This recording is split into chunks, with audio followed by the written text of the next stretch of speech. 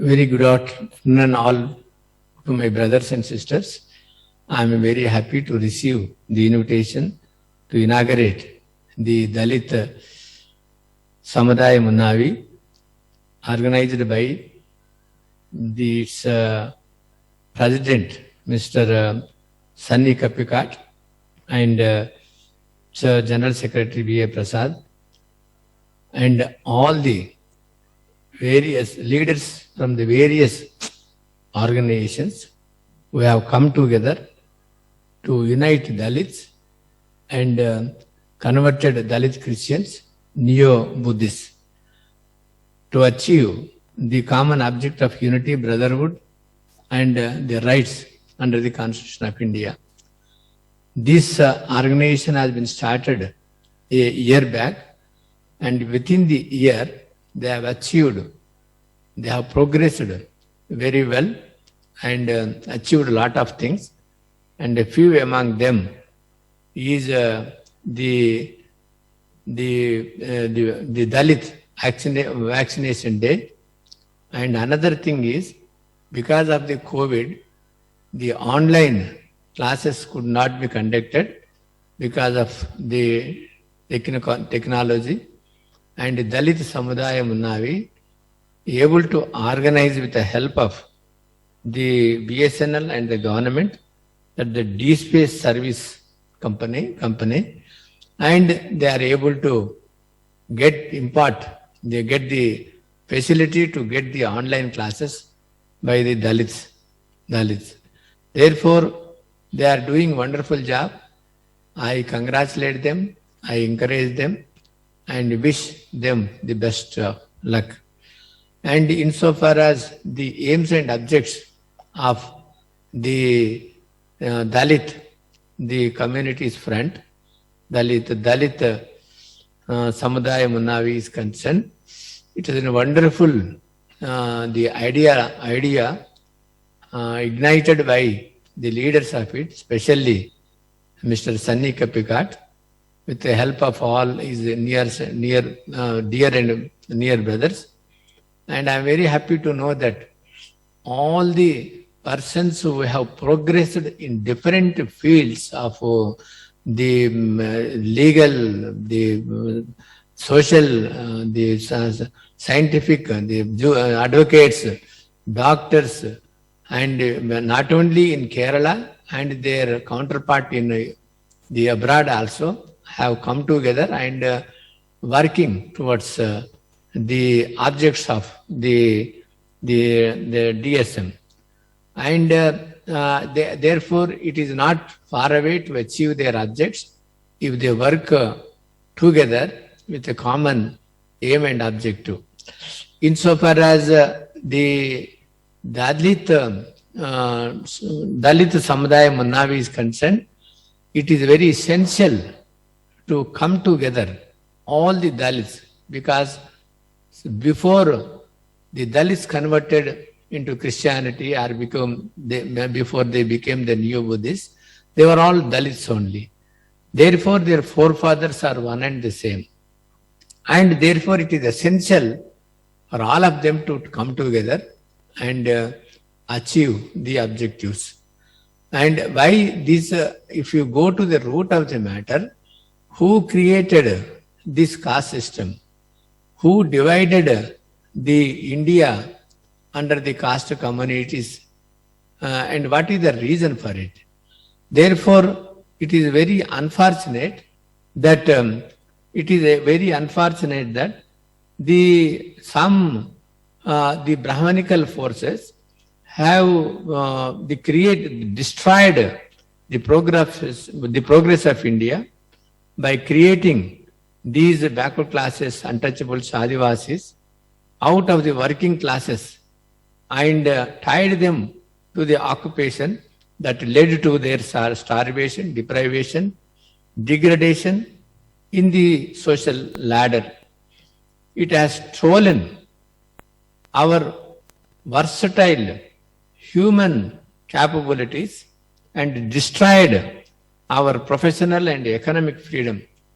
Therefore, before that constitution, which was continued, And even after the constitution, if you see the Ambedkar given our constitution, is we the people of India having solemnly resolved to constitute India into into a sovereign secular socialist secular democratic republic, and to secure all its citizens justice, social, economic, political liberty of thought, expression, belief, faith and worship, equality, fraternity.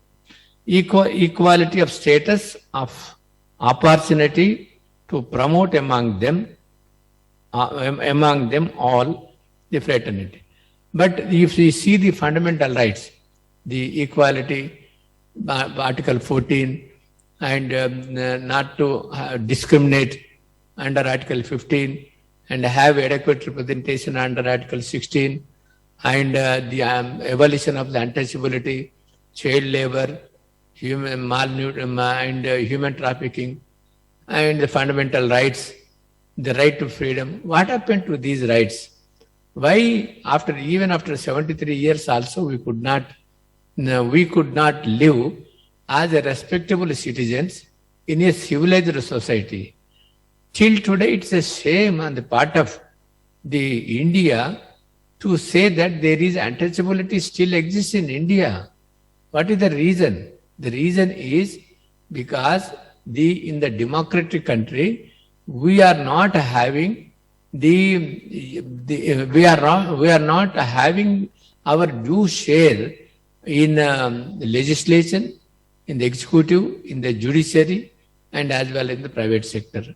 Therefore, the majority people are ruled by the minority, and minority is not ruling for the betterment of all the people and majority people, but they are ruling for their selfish gains and for their dominance and for to exploit the backward classes. Backward classes, I mean, under Article 16, as explained in Indrasani versus Union of India, backward classes means scheduled castes, scheduled tribes, and other social educational backward classes. And 50% of the denotified tribes, nomadic, semi-nomadic tribes, are in the backward classes, and remaining 50% in the scheduled castes and scheduled tribes. If you see the 50% of the nomadic tribes and denotified criminals, still their plight is very vulnerable even compared to the scheduled caste, because they doesn't have any education, they doesn't have any protection for the health, and they doesn't have any opportunity, and they doesn't have any representation in any walk of the life. Therefore, it is not only the system of oligarchy led them to be deprived of their fundamental rights and constitutional rights, but even when India has been we have got our democracy, and even after 1950 onwards, 73 onwards, we could not achieve the constitutional goal. And because then it was this either Congress or BJP. They pretend only, and they divide and rule for their selfish gains, but they doesn't want to give our due share, and which have been, and our due share is being stolen and grabbed and enjoyed by them. And therefore, this is not the case of those forward dominant castes. Even when backward classes, that means scheduled castes and backward classes, came into power in the UP, then it is really a great visionary, the Kanshi Ramji, has established the BAMSEP. Thereafter, he has founded the BSP, Bahujan Samaj Party. But he could not he could not be a political head of the party, but he made his disciple. But unfortunately, that disciple ruled and taking advantage of all the efforts of the Kanshi Ram.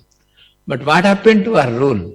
She compromised with the policies, with the social justice, and she could not do even justice to some sections of the scheduled caste.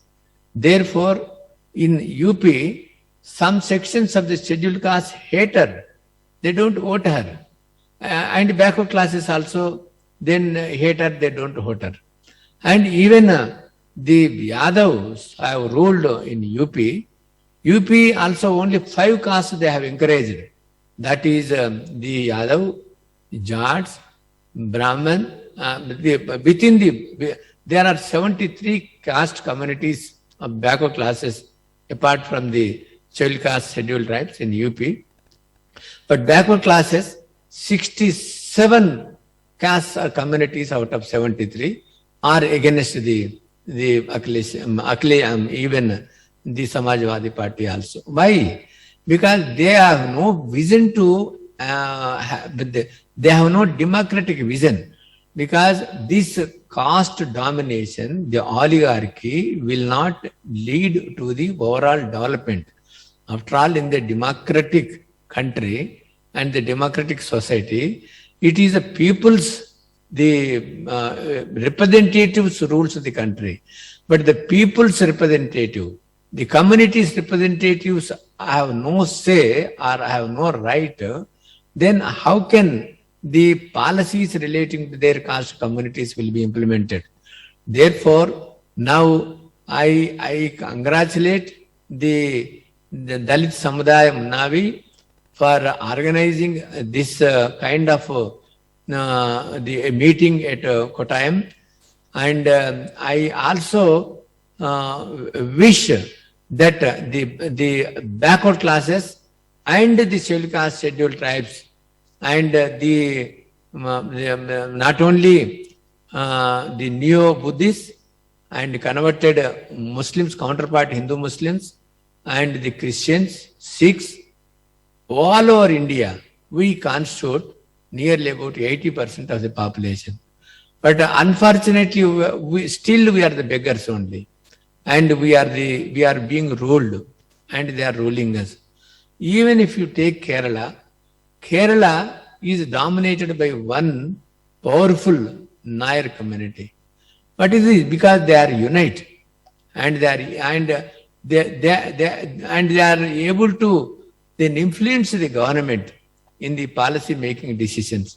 Therefore, we are united, and we are united. Definitely, if we maintain the brotherhood, to get our fundamental rights and our due share, then definitely we will have a say in the policy decisions and in the political, executive, legislation, and the judiciary also, we can have our representatives. So unless we have our proportionate representatives in all wings of life, all wings of the state, we will not be able to get our right, our due share, and our due share in all walks of life. We will not be able to get it. Therefore, I wish the DS Dalit Samudaya Munnavi, DSM, to be a great success, and I wish the DSM should be a role model to the whole of the India, and whole of the India should look forward to the Kerala, how the DSM has able to unite and bring under one umbrella not only Dalits, the scheduled tribes, and Dalit converted Christians and neo-Buddhists. And if it is successful, we are having nearly about the good population, more than the population of the Nair. Then when they are able to even till today are becoming very influential factor in any government, you can also become very influential factor in the government and achieve our objectives of having the free and quality education. At least the education for all those whose the income is below the taxable income limit under the Income Tax Act, and they should be given a wonderful education and the free health care. And health care, because health, it's very problematic nowadays. So unless the health care is taken for the poor at the corporate level, and it will not possible for us to progress.